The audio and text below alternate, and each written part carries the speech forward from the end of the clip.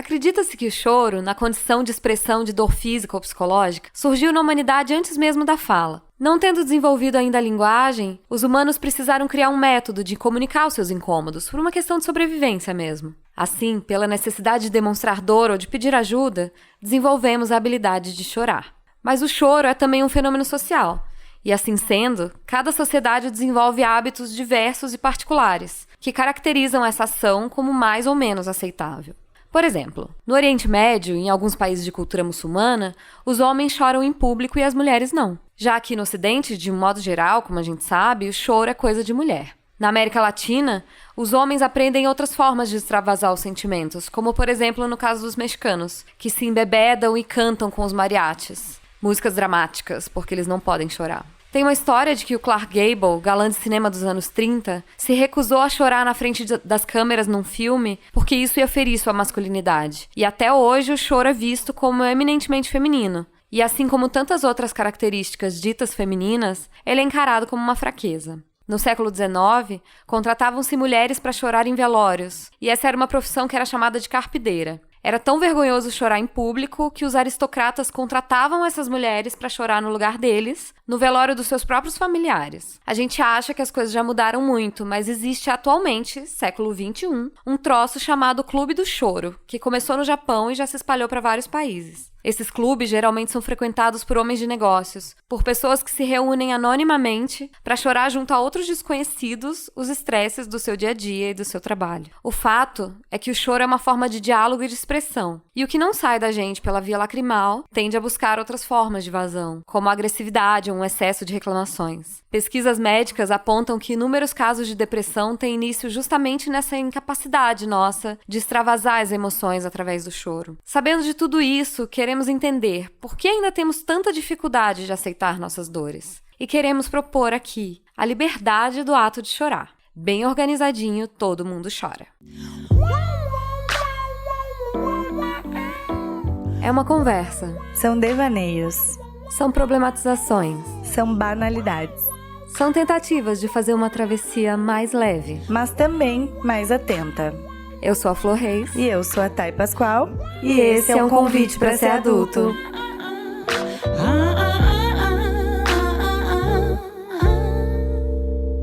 Oi, gente!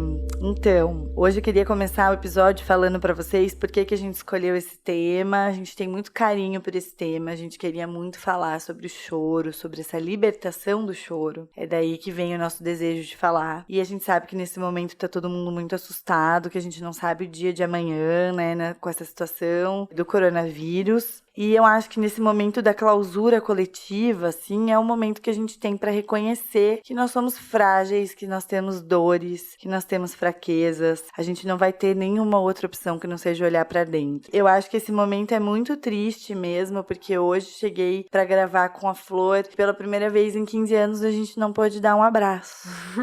Eu acho que isso é um castigo que a gente tá recebendo, assim, enquanto humanidade, que é não poder abraçar as pessoas que a gente ama, não poder encostar nelas, né? E daí queria também dizer que a gente tá gravando hoje, mas tomando todas as medidas de segurança, estamos distantes, não nos abraçamos, as portas estão abertas, então pode ter som externo e a gente tá em quarentena sim. Yes.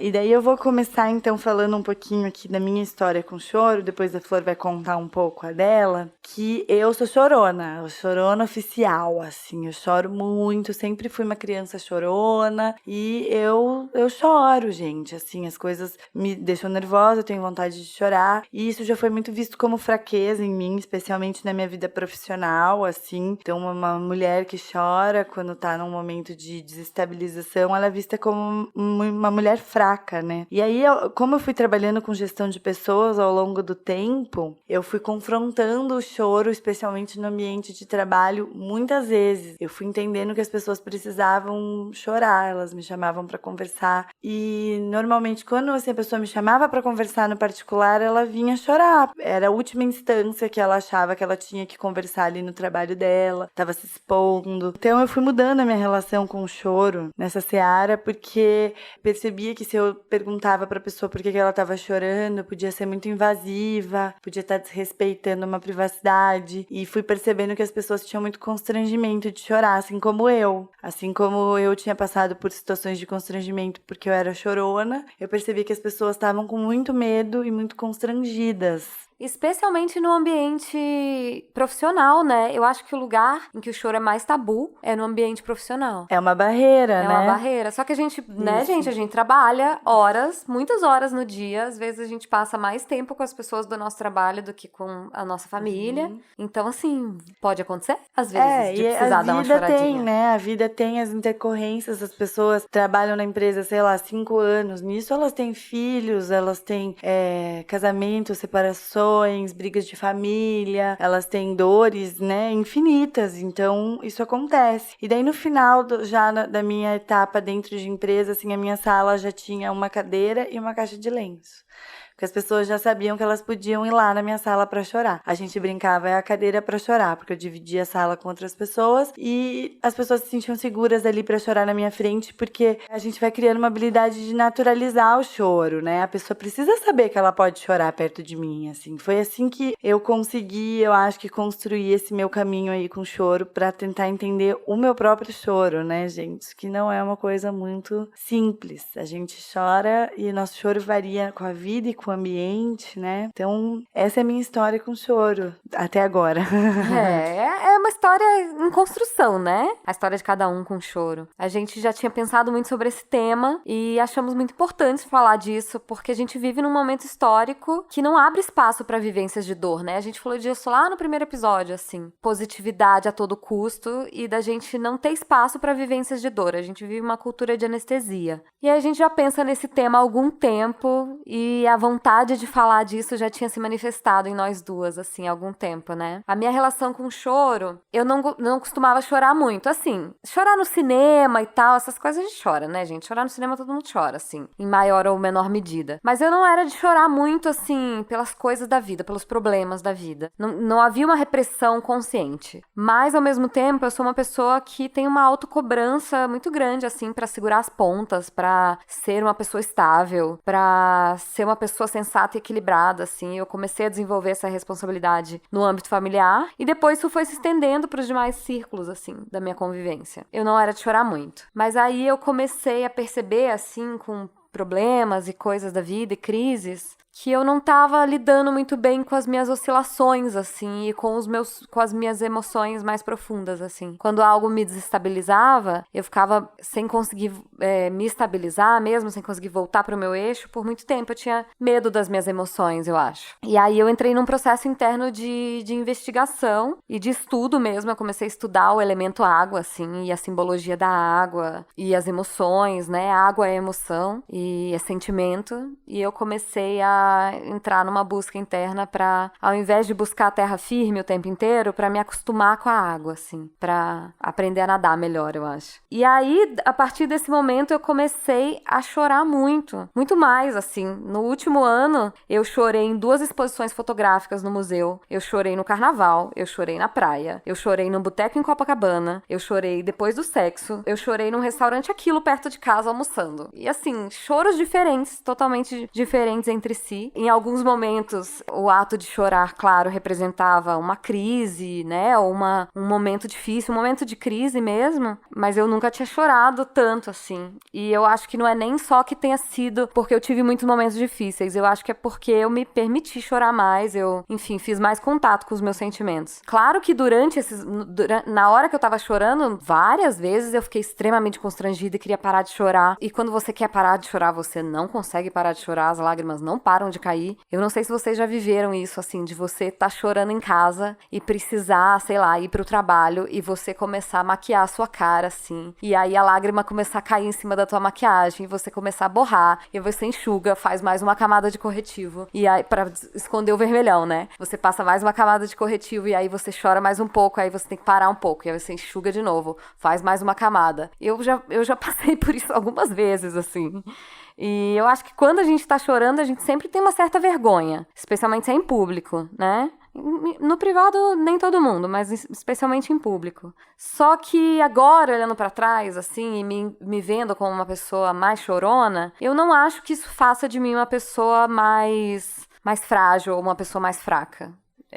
Olhando pra minha trajetória, eu não acho isso. Eu me sinto mais apta, assim, pra lidar com as minhas oscilações. Hoje que eu choro mais. Mas eu acho que é muito de fase, assim. Eu acho que tem fase que a gente tá mais chorando, fase que a gente tá chorando menos. E hoje a gente queria fazer uma proposta diferente. Nós conversamos com algumas pessoas queridas nossas e pedimos um depoimento para as pessoas contarem pra gente como que é a experiência de cada um com o choro. E a primeira delas é uma amiga nossa, chamada Fernanda Lineiro. A Fer é arquiteta, ela tem 20 e poucos anos, musa feminista e ela é uma chorona de carteirinha. Vamos ouvir a Fer. Oi, gente, eu sou a Fernanda e eu choro. Quando as meninas falaram sobre qual ia ser o tema do podcast, foi muito engraçado porque eu falei, meu Deus, esse é o meu lugar de fala, assim. Eu sempre fui muito chorona, como uma boa escorpiana intensa, eu sempre senti demais. Então eu sempre fico feliz demais, fico triste demais, fico com raiva demais. E a minha reação para todos esses sentimentos sempre acaba sendo choro. Por um tempo eu tentei negar isso, assim, eu tentava reprimir esse choro. Ou eu deixava de falar coisas porque eu sabia que eu ia chorar, porque eu sabia que eram coisas que mexiam comigo.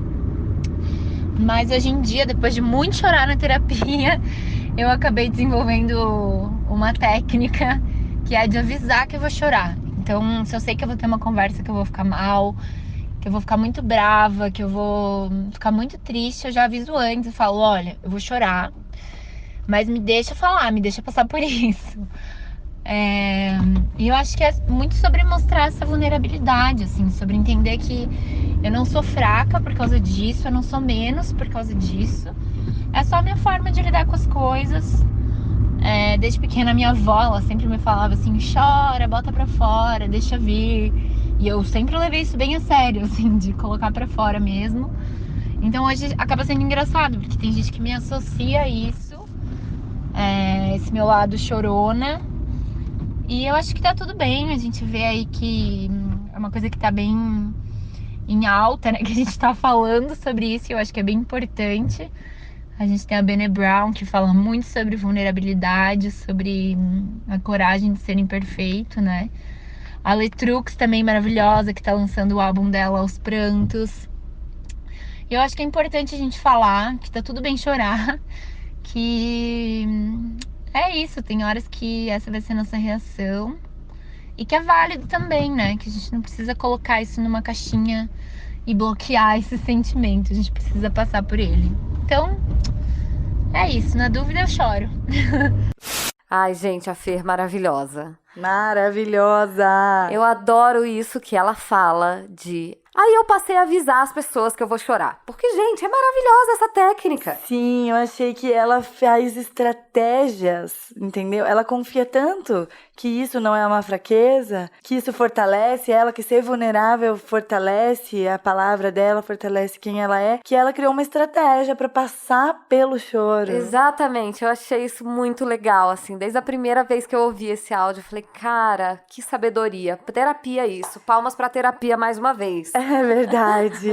Não, entender que a sua própria vulnerabilidade pode ser uma força. Assim, eu não vou deixar de conversar, eu não vou deixar de sentar aqui na tua frente, falar esse tema difícil, sim, apesar de chorar. Porque quantas vezes você fala assim, não vou falar isso, não vou falar, porque se eu for falar, eu vou começar a chorar. A gente faz mesmo isso. Muito. E assim, no trabalho, sei lá, e não só no trabalho, já aconteceu comigo em relacionamentos também, em relacionamento amoroso, assim, inclusive, de você começar a chorar e você perder a razão. Entendeu? Tipo assim, mas você se descontrolou, entendeu? Sim. Quando você começa a chorar, você perde a credibilidade. Sim. de algum modo. Então, eu acho que quando você avisa antes, é assim, ó, é o seguinte, eu vou chorar aqui, mas a minha credibilidade está intacta, entendeu? Eu tô bancando o meu choro. É bancar o choro, né? É verdade, mas é muito difícil bancar o choro, especialmente quando você não quer demonstrar fraqueza, quando é uma briga, um desentendimento, né? Se você for brigar com o teu chefe, né? Você não vai querer chorar, apesar de você estar numa situação de vulnerabilidade. Porque a gente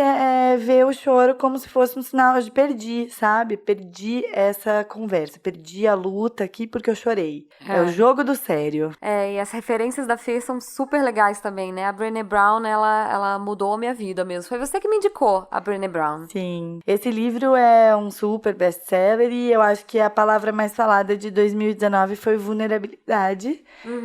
Vulnerabilidade por conta da Brené Brown, né? E esse livro e daí também outros trabalhos dela. Isso. E o disco da Letrux, o que você tá achando? Ela acabou de lançar, eu escutei pouco ainda, o que eu escutei eu achei muito legal, mas ela não é uma artista que você saque ela num primeiro momento, né? Que você saca de cara e você já capta tudo que ela quis. A Letrux lançou um disco chamado Aos Prantos, explica. Que é o disco inteiro sobre o ato de chorar. E quando a gente soube do disco, a gente já tinha pensado no episódio, ficamos loucas pra escutar. Ele é bem profundo, assim, tem que escutar algumas vezes, eu acho, mas aos prantos. Tô escutando, já saquei algumas coisas, não tudo ainda. Vamos sacando. Fer, obrigada pelo seu áudio, amiga Clube das Choronas, me abraça, quando passar a pandemia a gente abraça. Todo mundo quer essa carteirinha. É isso aí. Vamos pro segundo áudio? O segundo áudio que a gente tem é do Giovanni Novelli. O Giovanni é estudante de filosofia na UFPR e é estudante de psicanálise também, ele tem 20 e poucos anos. E ele vai falar pra gente um pouco sobre a visão dele também, sobre o choro e sobre a relação dele com o ato de chorar. Então, Flor, respondendo a questão do choro, eu penso que o choro ele pode ser expressado entre aquilo que a gente espera, né, aquela expectativa que a gente exerce sobre algo e a realidade, como também ele pode se manifestar com a própria arte, né, o cinema, mais especificamente falando. Ele pode apresentar determinadas situações em que a gente tem uma manifestação desses afetos, né, a partir do choro. A minha relação com o choro é algo que é algo meio complexo, porque eu só choro quando eu tô nas últimas, né? Tem que ser numa situação muito específica, numa situação muito dolorosa, muito, né, que deriva inclusive dessa contradição entre essa expectativa e o que se acontece na realidade, né? Então eu vejo que o ato de choro, pelo menos para mim, ele deriva disso, né? E ao mesmo tempo ele não simboliza necessariamente uma fraqueza, né, como a gente tem no imaginário social, mas eu creio mais que seja algo muito derivado de, enfim, emoções, basicamente, né? E quando a gente fala isso, a gente coloca um olhar humano, né? O chorar não é algo desumano, né?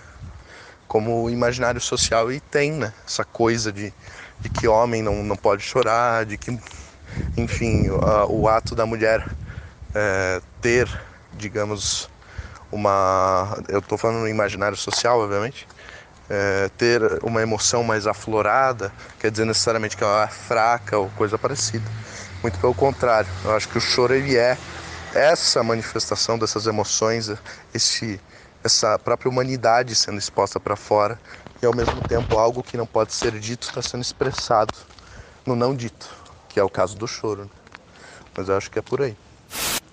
Eu acho de tudo isso que o Giovanni falou, e na leitura da abertura você estava falando também, quanto o choro ameaça a masculinidade, né? Sim. O quanto socialmente o choro é uma ameaça à figura do masculino, como se o homem não pudesse chorar. Foi criado esse estigma, mas porque isso o faz feminino, né? E o feminino é fraco. Sim. Sim, e é uma coisa que é ensinada mesmo para as crianças, né? Eu assisti um documentário sobre isso ontem que não é nem só especificamente sobre choro, mas é sobre masculinidade tóxica mesmo, sobre essa forma que a gente cria, que a sociedade cria os meninos dizendo não chore. Não só os meninos, né?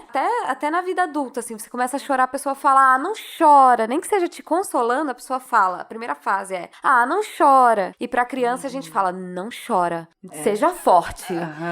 Ainda que você não vá usar, que você não use o clássico, menino não chora, vira homem, homem não chora, ainda que você não use essas coisas que a gente espera que as pessoas, no geral, já estejam entendendo que não pode usar essa frase, mas não impede a criança de chorar, gente. A gente não pensa no que a gente causa nas crianças quando a gente diz pra ela, não chora, você é forte. É muito castrador esse comportamento, assim, com as crianças, né? É impedir que as emoções entrem na mesa. Sim. Quando você ensina que não é permitido chorar, assim, emoções daqui pra fora, né? Quando você tá numa situação em que você não se sente confortável pra chorar, é complicado. E isso que você falou da abordagem foi uma coisa que eu pensei. Às vezes a gente faz isso até no automático, mas a gente não se dá conta do quanto é grosseiro, na verdade. Sim. Você invadir a intimidade daquela pessoa que tá chorando. Não importa se ela tá chorando na rua ou não, mas o ato de chorar dela é privado. Você não falaria diversas coisas pra ela se ela não estivesse chorando. Você não abordaria ela falando, o que aconteceu na sua vida, né? Por que você tá mal? Agora, quando a pessoa tá chorando, a gente se autoriza a falar, por que você tá chorando? Ou não chora? Ou vai ficar tudo bem, quando a gente não sabe se vai ficar tudo bem, né? Eu acho que assim, uma coisa é oferecer ajuda, outra coisa é se meter também, né? Eu lembro de um meme que circulou pela internet, que era uma avaliação de motorista de Uber, assim. E a menina dava 5 estrelas e falava assim, me deixou chorar no banco de trás e não me atormentou. 5 estrelas. Ai, e eu gente, achei todo muito engraçado. Por esse então, achei muito de engraçado, Uber. depois pensei, achei meio curitibano também, né? Porque assim, a gente nem pensa, a pessoa poderia ter oferecido, perguntado, você precisa de alguma coisa? Entendeu? Mas às vezes até perguntou, né? Mas não invadiu o espaço ali da privacidade, a gente não sabe, mas ele falou de segurar o choro até o limite. Sim, eu só choro quando eu tô nas últimas. Gente, eu achei isso assim, olha, pesadíssimo. Gente, por que vocês estão fazendo isso? Não segura. Segurar o choro dói. Dói aqui, assim, embaixo do pescoço, não sei. É o corpo rejeitando esse ato, né? Quando a gente segura o choro. Eu acho que, pra mim, quando eu choro, na maioria das vezes bom, assim, claro que existem vários tipos de choro, né? Existe aquele choro que te lava a alma, existe aquele choro que você se emociona junto, que você já tá feliz já de pronto, existe aquele choro que você fica mais leve depois, e também existe um choro que não te traz melhora ao final, que você só alaga tudo com o teu choro, que ao final tá tudo alagado, nada resolvido. É isso. Também tem esse tipo de choro, né? Eu tenho a sensação que quando a gente segura o choro, assim, quando eu escutei esse áudio a primeira vez, me veio a imagem de uma barragem de usina hidrelétrica, sabe? Eu sempre penso muito nisso. E daí fica segurando a água. Aquela barragem fica segurando a água. E daí, quando abre, a água vai, assim, e não tem mais nada na frente. Então, você fica represando essas emoções. Eu sinto que elas podem vir, assim, como uma abertura de barragem de usina hidrelétrica, assim. Ela vem atropelando tudo, vem um tsunami, parece. Você segurou, e daí, na hora que vem, ela te avassala, porque não é antinatural segurar o choro, né? O corpo sente, as suas emoções sentem, elas precisam soltar, então, pra não ficar essa desproporção, não sei. É difícil a gente apontar o dedo e dizer, né, por que aquela pessoa não chora, por que Giovanni não chora, claro, né? Mas, num geral, eu acho que a gente tem muito essa repressão socialmente construída mesmo. Uma desautorização de chorar. Exatamente.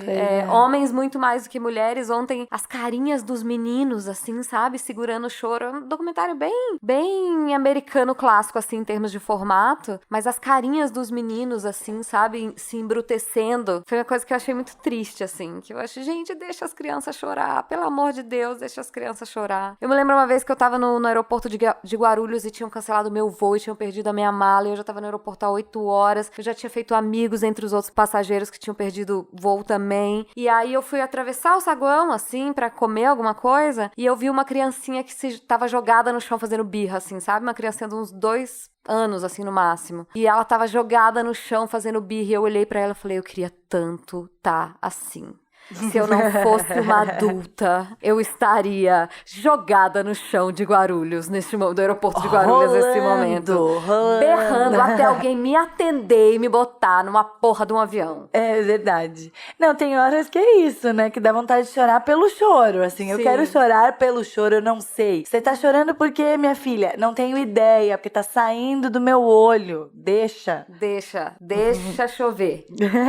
Agora a gente tem um áudio do Luiz Vilela. O Luiz é meu amigo há 13 anos. Ele é pai da Luísa e do Pedro. Ele é marido da Fernanda. E ele é médico da família e trabalha em Apucarana. E ele vai falar um pouco pra gente do ponto de vista da experiência dele como médico.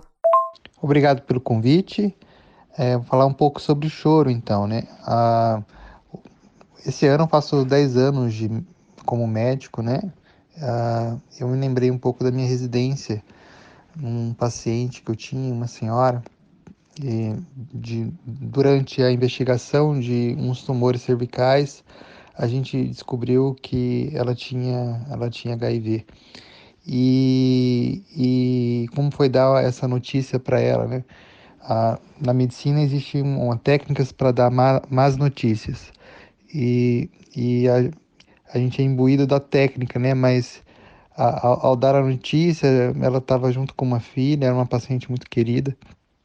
E aconteceu de no final ela chorar um pouco, a gente se abraçou e eu acabei chorando também junto com a paciente, que não é muito convencional, né? E no final daquela manhã, eu me reuni com o meu preceptor e a gente conversou um pouco, eu contei do ocorrido e a fala dele foi que, olha, a gente tem que ser humano e tal, mas não é para chorar com o paciente, tá? E foi mais ou menos assim. Eu pensei em algumas coisas sobre o choro também dos pacientes, né? É muito comum a gente abrir a porta, o paciente se sentar e a gente pedir o motivo da consulta e de repente o motivo da consulta é o choro. O paciente chora, chora, chora. A gente pega um papel para limpar as lágrimas e depois dele se acalmar, que a gente descobre depois o motivo do choro. E o motivo é muito diverso. O motivo pode ser a morte de um animal querido, né? Um bichinho de estimação. O motivo pode ser uma síndrome depressiva. Pode ser uma negativa do INSS para um benefício. Pode ser o desemprego, ou uma separação, uma agressão. O motivo é tão diverso, né? E nem sempre o motivo do choro é passível de comprimidos. Espero ter contribuído e fico sempre à disposição. Um grande beijo. Pois é, né? Nem todo choro é passível de comprimidos. Acho que uma grande maioria dos choros não é assim facilmente curável por comprimidos. Embora a gente ache, e eu acho que mais do que nunca, assim, acho que nós como sociedade achamos que tudo é medicável, assim, que tudo é tratável, que tudo você toma um comprimidinho aqui que vai resolver. Não é assim, né? Mas é tão bonito ver a fala do Luiz, a forma como ele fala dos pacientes, assim, com esse olhar, que eu tenho vontade de que todos os médicos sejam assim, né? Sim. Eu pensei um pouco sobre o que ele estava falando ali do consultório como um confessionário, que a pessoa vai ali para se confessar, na verdade. Sim. Que é um espaço privado, o anonimato, a privacidade, o juramento do médico permite que a pessoa se abra, né? Sim. Sim. É um espaço de escuta, né? E eu fico pensando, a gente que faz terapia há tempos, quanto é importante esse lugar. A gente sabe bem o quanto é importante esse lugar de escuta. E a gente se esquece o quanto tem muita gente que tá muito distante de ter um lugarzinho de escuta que for, sabe? Uhum. Então, a consulta médica ali, às vezes, é o único lugar de escuta que essa pessoa tem. Isso, e olha só como um lugar de escuta e também uma posição, porque ele contou essa história, e se a gente for pensar tá? Muitas vezes é a primeira vez que aquele paciente vai estar confrontando com a sua mortalidade. Sim. Que é o que eu tenho falado até sobre como a gente está reagindo ao coronavírus, que é o confronto à nossa própria finitude. Então, às vezes, se você está ali na frente de um médico que vai te dar essa notícia de uma forma que não é humana, se for automático, isso pode te gerar um trauma, né, depois, e que ele não vai se desfazer com a cura da tua doença, sabe? Então, o médico ter essa sensibilidade de conseguir olhar para o paciente e falar, apesar das recomendações de que eu não posso chorar com o meu paciente, eu vou sim abraçar, eu vou sim me emocionar. Sim. Porque, enfim, faz parte da minha humanidade estar aqui na frente dessa pessoa. Isso pode fazer toda a diferença pro doente depois, né? Sim, sim. E é aquilo que a gente já falou, tem vários choros. Eu acho que o médico se desesperar junto com o paciente pela doença dele realmente não dá. Não dá pra você aumentar no pânico da pessoa, mas o choro de empatia, pior coisa do mundo é quando você vai num médico e ele te dispensa em 5 minutos, ele não olha no teu olho, ele não te você não é escutado, sabe? Aquela coisa assim, você entra numa consulta, fica 5 minutos, a pessoa nem te escutou, você não sai de lá segura, né? O que a gente quer é ser ouvido. É isso. Todo mundo quer ser ouvido. E esse lugar do consultório como um lugar de um espaço de segurança, de confissão, me faz pensar que depois que eu fui morar sozinha, a minha relação com o choro mudou completamente, né? Porque é um espaço onde eu tenho total liberdade e privacidade para chorar a qualquer momento sem me justificar. Eu não preciso calar meu choro, eu não preciso explicar o meu choro, nem dizer se, eu vi um vídeo no Instagram aqui que me fez chorar, entendeu? E você liberar o choro, assim, foi essa sensação que eu tive, que esses espaços de solidão, o chuveiro, o carro, a casa de quem mora sozinho, fazem com que a gente chore mais. E o consultório médico, nesse caso, é que a pessoa ela não tem ali, né, o julgamento de seus familiares, né? Ela tá chorando com um desconhecido. Sim. E aquilo que a gente já falou mais cedo, que o choro desconcerta, né? As pessoas veem as outras chorando e elas falam, não chora, não fica assim. Em diferentes tons, mas o não chora tá muito presente sempre. E a gente quer sempre buscar a forma de solucionar o problema. Mas dificilmente o choro é ouvido e acolhido de verdade. E é tão importante quando o consultório médico pode fazer esse papel, ou quando você estabelece relações que sejam esse lugar pra você, né? Em que você pode chorar, numa boa. Isso. Você não precisa ter vergonha de chorar na frente daquelas pessoas ali. Pelo menos delas. A gente às vezes fala assim, não, eu nem vou chorar por isso, porque eu já sobrevivi a coisa muito pior. Isso é muito comum, né? A gente fala, não, eu já resisti a coisas piores, então eu preciso enfrentar isso. Isso é uma grande bobagem, na verdade. É um jeito da gente não se permitir sentir a dor do fracasso, enfim, sentir nossas próprias fraquezas mesmo. Então agora a gente vai ouvir a nossa amiga Val Dalmolin. Ela é advogada colaborativa, pisciana, escritora e mãe de 2 meninas muito fodas, a Babi e a Bia, e a avó da Alice. E ela vai contar um pouquinho pra gente aqui como que é a relação dela com o choro nesse momento. Oi, Thay, oi, Flor. Como uma boa pisciana, nadei um tanto para encontrar um modo de dizer o choro para vocês nesse áudio. Eu não tinha ideia da dificuldade que seria, verdade. A real é que é difícil falar de algo que a gente não entende, né? E mais difícil ainda quando esse algo é uma ausência. Eu falo assim porque o choro não tem andado muito presente na minha vida. E, em alguma medida, isso vem sendo uma questão importante para mim. Uma questão que não se dá propriamente no campo da felicidade ou da infelicidade. Daquelas do tipo, você não chora porque tá tudo bem, vida ok, no problems, e para de arranjar sarna para se coçar. Não passa exatamente por aí, passa pelo campo de uma reflexão de estranhamento mesmo com a minha idade e com aquilo que eu decidi chamar aqui de maldição da serenidade. Eita que até rimou, né? Eu recente fiz 47 anos e eu vejo os 50 se aproximando. Eu me sinto bem, eu me sinto bonita, eu me sinto feliz, mas pasme, eu me sinto irritantemente serena. E é uma ironia, gente, ok? Mas é algo que tem me feito refletir muito sobre esse lugar de suposta sabedoria que a idade nos traz, de equilíbrio, de capacidade de ampliar perspectivas, de entendimento, de profundidade, que é muito cabeça, muito pensamento, muito mente, seja lá o melhor nome que se dê para isso, mas também é muito pouco corpo, muito pouco físico. E aqui que entra o choro para mim. O choro, para mim, tem total que ver com o lugar do corpo, com o sentir no sentido mais próprio do verbo mesmo. Tem que ver com vida. Não à toa a gente estreia no mundo chorando. Eu choro e dói peito, eu choro e existo. Ou quando eu choro, eu sinto um escorrer de um fiozinho por todo o meu braço. Essa foi a resposta que a minha amiga G, minha sócia, deu quando eu perguntei para ela: o que eu choro para você, G? Acontecer de não chorar tão facilmente ou entrar nesse modo de vida tem sido um baita estranhamento para mim. Se é assim que eu vejo o choro, né? Corpo.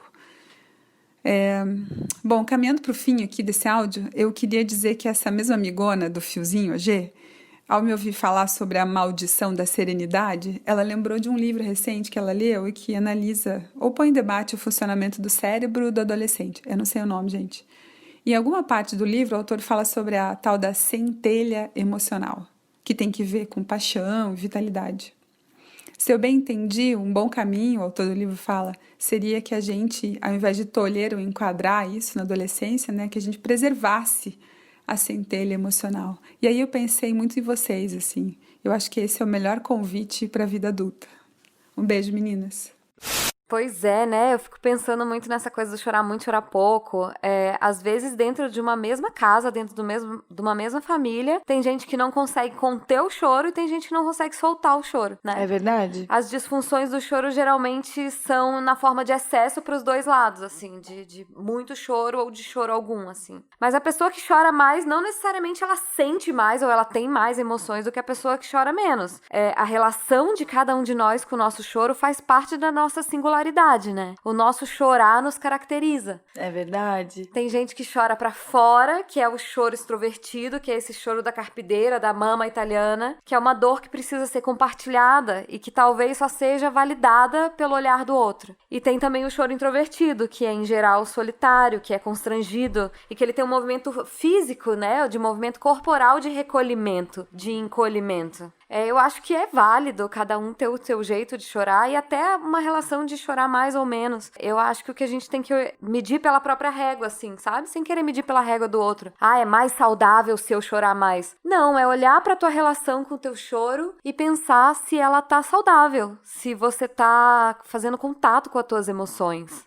E o que esse choro tá te causando? Você tá se afogando no teu choro sem trabalhar as questões, sem olhar para o motivo do seu choro, ou você tá saindo melhor deles depois? E disso tudo que você falou, assim, que eu concordo muito, concordo com tudo, eu acho que é relevante a gente ter muito cuidado pra gente não endurecer. Tendo que ser tão forte o tempo todo, sendo fraqueza chorar, sendo que ninguém pode fraquejar. A gente desumaniza, né, a dor, a gente desumaniza a nossa dor. Sim, a gente vai criando couraças, né? Uhum. E eu acho que o choro dissolve resistências e couraças muito. E esse choro é muito válido, né?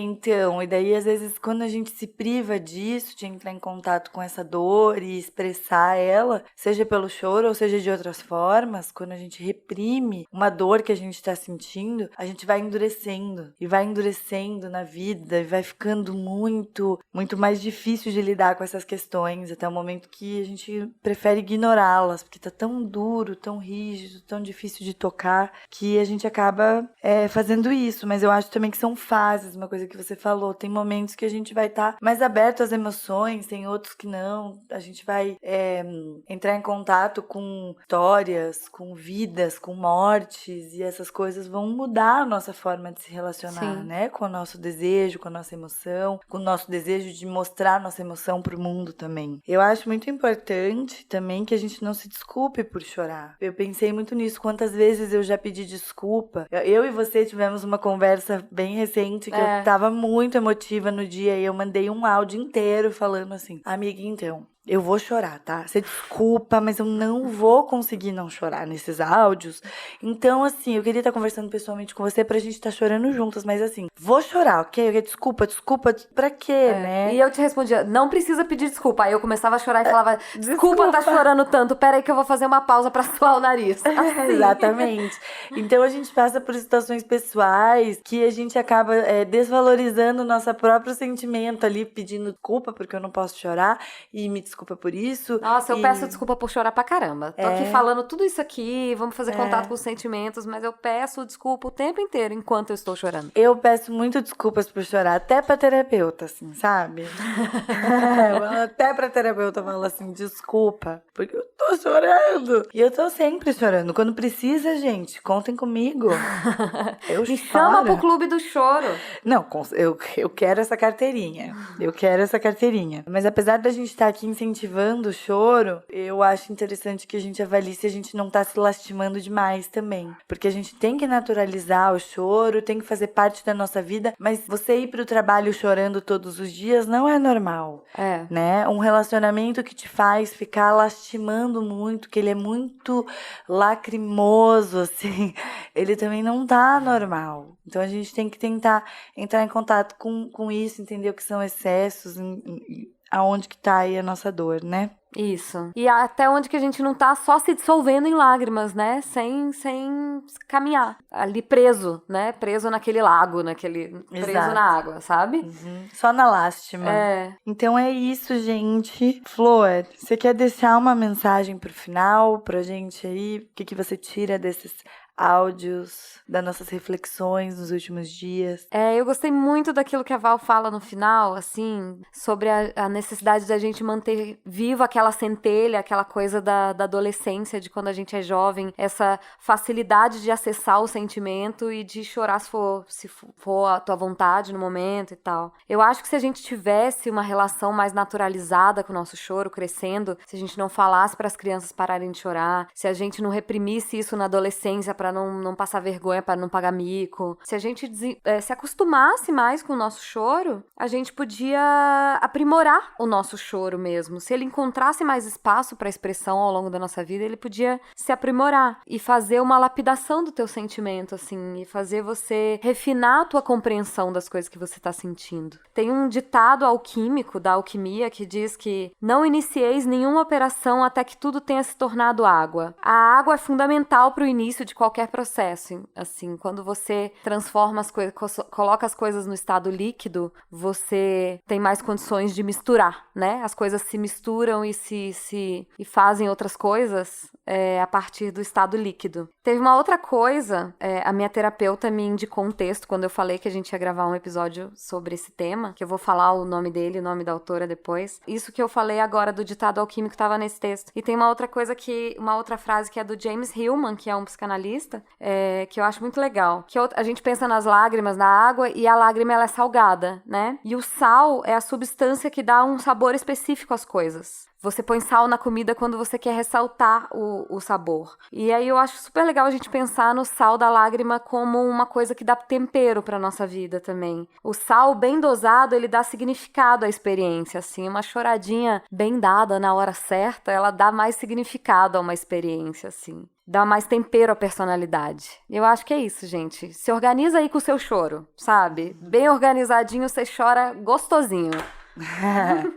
E o que eu queria falar aqui para fechar também, como eu contei lá no início, eu passei por um processo em que eu mudei a minha atitude diante do choro no ambiente de trabalho, porque eu trabalhava com as pessoas, né? E isso incluía o choro delas. E eu proponho que a gente tente mudar nossas atitudes diante do choro dos outros. Quando a gente enxergar alguém chorando, não invadir essa pessoa, autorizar que essa pessoa chore na sua frente sem reprimir. E a partir disso, a gente também vai conseguindo construir um ambiente mais confortável para que a gente possa se lastimar também, sem ser observado e julgado como fraco ou ter sua fala tornada irrelevante porque você chorou. E aí, entender que esses processos de dor e de sofrimento, eles fazem parte da vida. A vida, ela é feita de tudo isso, ela é feita de muita alegria, ela é feita de conquistas, de sucesso, mas ela é feita do fracasso e ela é feita da dor. E o choro tá nessa equação. Então, é fazer da nossa passagem pela vida mais profunda possível. E isso inclui a dor. E num momento como esse que a gente tá passando, as coisas que estão acontecendo, não tem como a gente negar que a gente é fraco também. A gente é forte, mas a gente é muito fraco também. Esse momento vem pra provar isso, assim, sabe? Então, sejamos livres pra chorar.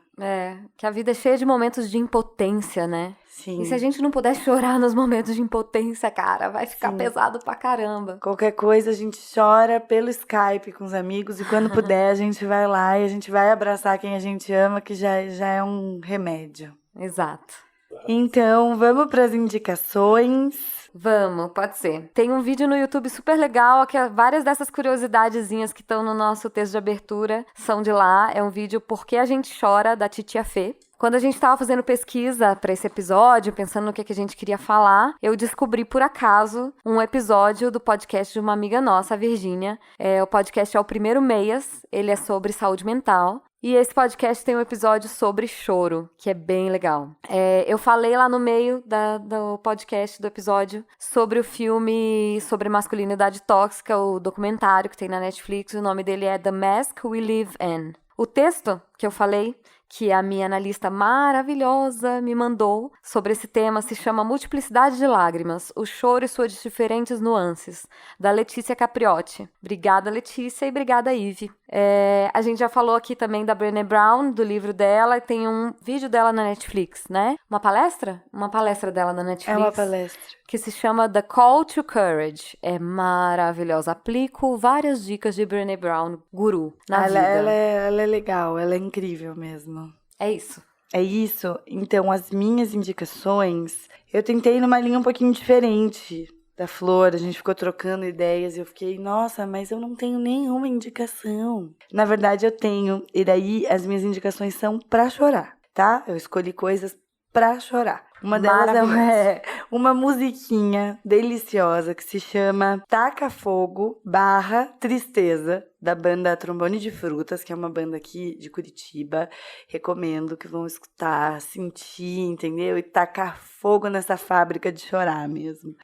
Tem um Instagram chamado Razões para Acreditar, que assim, eu sei que muitos de vocês devem conhecer, mas quem não segue vai seguir, porque é maravilhoso. É pra ver histórias assim que nos fazem acreditar. Então tem histórias de superação. O último que eu vi que eu chorei bastante, eu até prestei atenção pra poder falar aqui na gravação, que foi de uma criança que não escutava, escutando pela primeira vez com a médica dela. Assim, é muito lindo. Ai, é lindo esse vídeo das pessoas escutando pela primeira vez. Esses dias eu vi um senhor que é daltônico, tipo, altamente daltônico, ele bota o óculos. É coisa mais linda. É muito bonito. Então, assim, nessa quarentena, tá baixo astral, entra lá no Razões pra Acreditar e vai vendo os vídeos do feed, porque são muito legais. São pequenas coisas boas da vida. Pra chorar de alegria, né? Isso, de emoção, né? De empatia. A série This Is Us, eu sei que muita gente não conhece, mas, gente, é uma história de uma família. Ponto. Só tem, assim, não tem como você não se identificar com alguém ou com todos. Toda hora você tá se identificando com a dor e com o amor e com a forma de se relacionar, com as dificuldades daquelas pessoas. Eu acho que vale muito a pena assistir This Is Us com uma caixa de lenço. Uma por episódio. É pra chorar, é muito bonito, tem um roteiro maravilhoso. E eu recomendo muito. Maravilhosa indicação. This Is Us é maravilhoso. Então, gente, é isso. Nos encontrem no Instagram, @taipascoal. @flor_reis. E no e-mail, convite para ser adulto @gmail.com. É isso, gente. Até mais. Beijo.